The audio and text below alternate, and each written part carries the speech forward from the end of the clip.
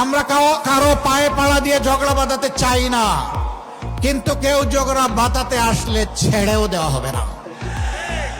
পারবেন আপনারা? এখন থেকে পাহারাদারের ভূমিকা পালন করবেন। প্রত্যেকটি নরনারীর ভোটের অধিকার আপনারা পাহারা দিবেন।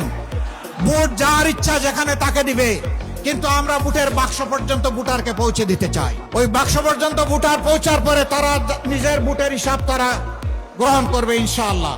আমরা 13 তারিখ থেকে আল্লাহ তাআলার দরবারে একটা নতুন বাংলাদেশ চাই, একটা অভিশাপ মুক্ত বাংলাদেশ চাই।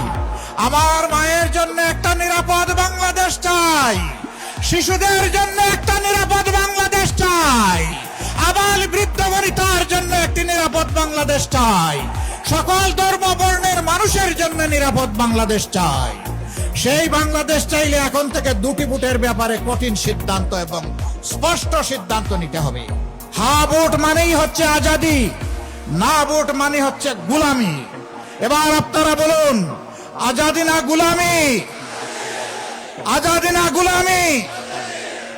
12 তারিখ ভোট হবে ইনশাআল্লাহ হায়ের পক্ষে। প্রথম ভোট হা, এরপরের ভোটটি হবে ইনসাফের পক্ষে। যারা তাদের চরিত্র হেফাজত করেছে, সংগঠনকে হেফাজত করেছে, তারা দেশকে হেফাজত করবে ইনশাআল্লাহ। আমরা এই দুইটি ভোট, এই দুইটি আমানত প্রত্যেক ব্যক্তির কাছে আমরা হাত পেতে আবেদন জানাই, আপনারা আমাদেরকে দিন। অনেককে পরীক্ষা করেছেন, এই দায়িত্ব একবার আমাদেরকে দিয়ে আমাদেরকে পরীক্ষা করুন এবং আমাদের সাথে থাকুন। আমরা কথা দিচ্ছি, আমরা আপনাদের সাথে থাকবো ইনশাআল্লাহ।